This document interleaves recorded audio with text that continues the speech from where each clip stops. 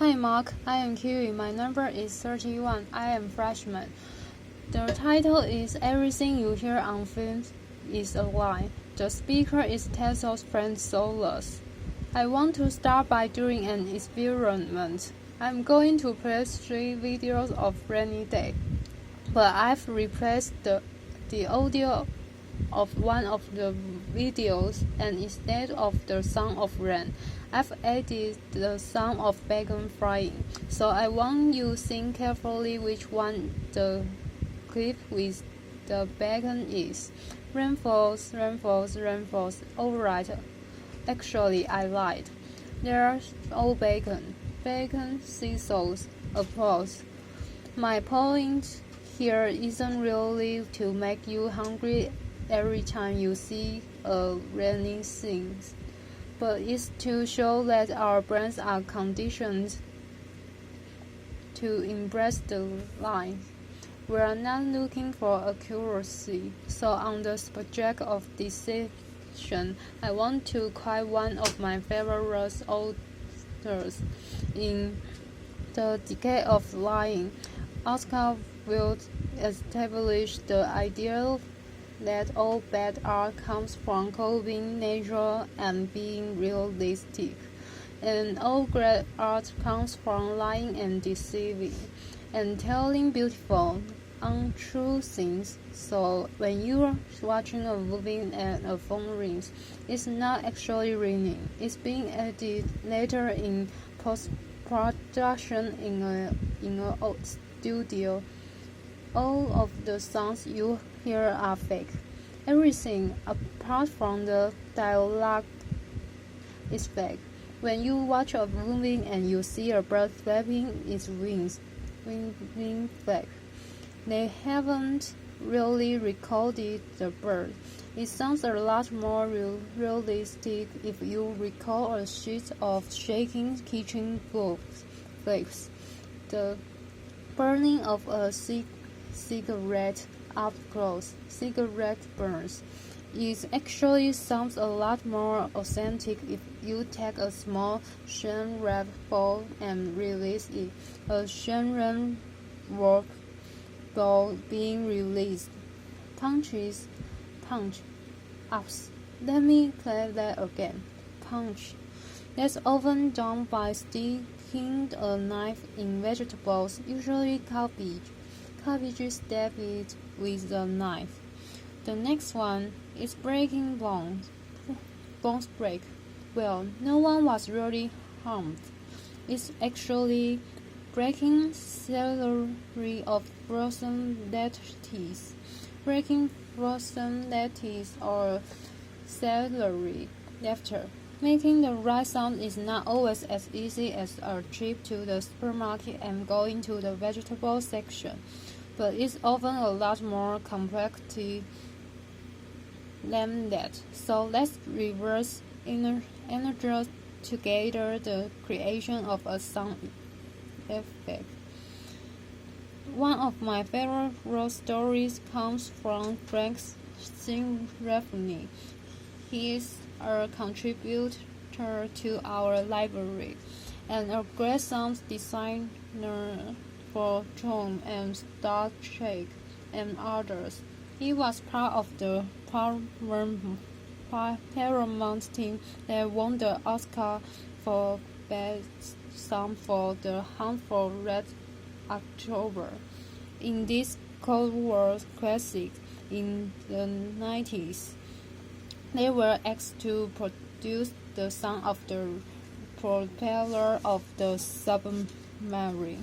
So they had a small problem. They couldn't really find a submarine in West Hollywood. So basically what they did is they went to a French swimming pool and Frank performed a cannonball of bomba.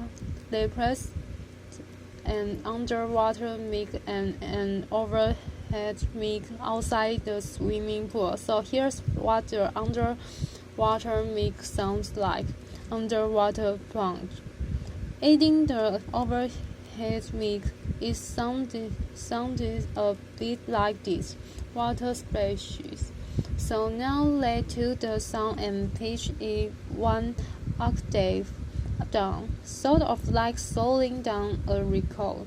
Water splashed at lower octave, and then they removed a lot of the high frequencies. Water splashes and pitched it down another octave. Water splashes at lower octave, and then they added a little bit of the splash from the overhead microphone. Water splashes, and by looping and repeating that sound, they got these propeller tones. So creativity and technology put together in order to create the illusion that we're inside the submarine. But once you've created your sound and you've synced them to the image, you want those sounds to live in the world of the story. And one the best ways to do that is to add reverb. So this is the first audio tool I want to talk about. Reverberation or reverb. Reverb is the persistence of the sound after the original sound has ended. So it's sort of like all the reflections from the materials, the objects and the walls around the sound. Take for example the sound of a gunshot. The original sound is less than half a second long. Gunshot. By adding reverb, we can make it sound like it was recorded inside a bathroom. Gunshot reverbs in bathroom, or like it was recorded inside a chapel or church. Gunshot reverbs church, or in a canyon. Gunshots reverb in a canyon. So reverb gives us a lot of information about the space between the listener and the original sound source. If the sound is the text, then reverb is sort of like the smell of the sound. But reverb can do a lot more. Listening to a sound with a lot less reverberation than the on-screen action is going to immediately signify to us that we are listening to a commentator, to an objective narrator that's not participating in the on-screen action. Also, emotionally intimate moments in cinema are often heard with zero reverb, because that's how it would sound if someone was speaking inside our ear. There's completely other side. Adding a lot of reverb to a voice is going to make us think that we are listening to a flashback, or perhaps that we are inside the head of a character, or that we are listening to the voice of God, or even more powerful in film. Morgan Freeman. Laughter, so applause. But what are some other tools or hacks that some designers use? Well, here's a really big one. It's silence. A few moments of silence is going to make us pay attention. And in the Western world, we're not really used to verbal silence. They are considered awkward or rude. So silence preceding verbal communication can create a lot of tension. But imagine a really big Hollywood movie where it's full of explosion and automatic guns. Loud stop being loud anymore after a while. So in a yin-yang way, silence needs loud loudness, and loudness needs silence for either of them to have any effect. But what does silence mean? Well, it depends how it's used in each film. Silence can place us inside the hand of a character or provoke thought.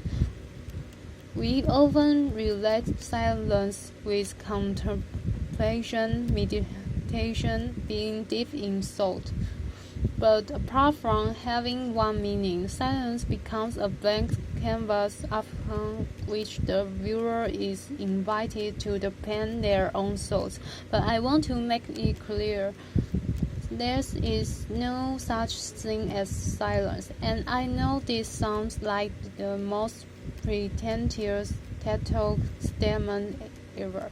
But even if you were to enter a room with zero reverberation and zero external sounds, you would still be able to hear the pumping of your own blood. And in cinema, traditionally, there was never a silent moment because of the sound of the projector. And even in today's Dolby world, there's not really any moment of silence if you listen around you. There's always some sort of noise. Now, silence, there is no such thing as silence. What do filmmakers and sound designers use? Well, as a synonym, they often use ambiances. Ambiances are the unique background sounds that are specific to each location. Each location has a unique sound, and each room has a unique sound, which is called room tone. So here's a recording of a marquee in Morocco voice music, and here's a recording of Times Square in New York traffic sound, car horns, voices. Room tone is the addition of all the noises inside the room: the ventilation, the heating, the fridge. Here's a recording of my apartment in Brooklyn. You can hear the ventilation, the boiler, the fridge, and street traffic. Ambiances work in a most primal way. They can speak directly to our brains subconsciously, so birds chirping outside your window may indicate no more normality, perhaps because as a species we've been used to that sound every morning for millions of years. Birds chirp. On the other hand, industrial sounds have been introduced to us a little more recently, even though I really like them personally. They've been used by one of my heroes, David Lynch, and his sound designer, Alan Slade. Industrial sounds often carry negative connotations, machine noises. Now, sound effects can tap into our emotional memory. Occasionally, they can be so significant that they become a character in a movie. The sound of thunder may indicate divine intervention or anger. Thunder. Church bells can remind us of the passing of time, or perhaps our own mortality. Bells ring, and breaking of glass can indicate the end of a relationship or friendship. Glass breaks. Scientists believe that dissonant sounds, for example, brass or wind instruments played very loud, may remind us of animal halls in nature and therefore create a sense of irritation or fear. Brass and wind instruments play. So now we've spoken about on-screen sounds, but occasionally the source of a sound cannot be seen. That's what we call of screen sounds or schematic. A schematic sounds, well, the term a schematic comes from Pythagoras in ancient Greece, who used to teach behind a veil or curtain for years, not revealing himself to his disciples. I think that mathematician and philosophy saw that in that way his students might focus more on the voice and his words and its meaning rather than the visual of him speaking.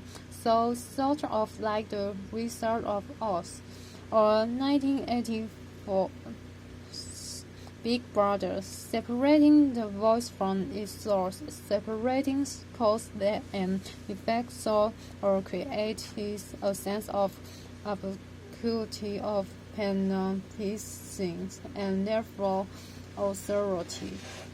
There is a strong tradition of a cosmetic song known in monasteries, in rooms and bendings, used to sing in rooms up in galleries close to the ceiling, creating the illusion that we're listening to angels up in the sky.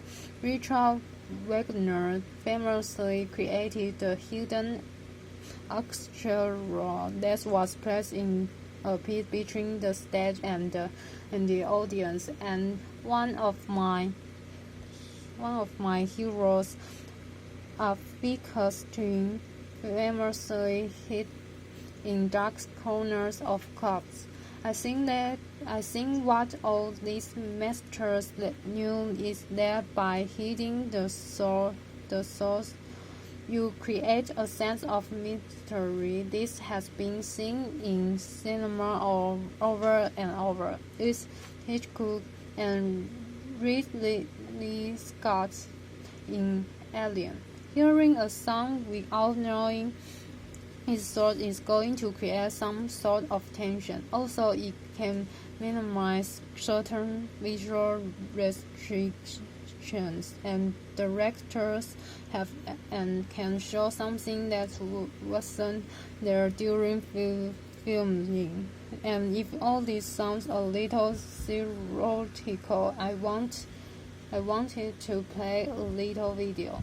Toys squeaks, typewriter, drums, ping pong, knife being sharpened, record scratches, saw cuts, woman screams. What I'm sort of trying to demonstrate with these tools is that sound is a language. It can trick us by transporting us geographically. It can change the mood. It can set the pace. It can make us laugh or it can make us scared. On a personal level, I fell in love with that language a few years ago and somehow managed to make it into some sort of profession. And I think with our work through the sound library, we're trying to kind of expand the vocabulary of that language, and in that way, we want to offer the right tools to sound designers, film makers, and video game and app designers to keep telling even better stories and creating even more beautiful lives. So thanks for listening. Applause.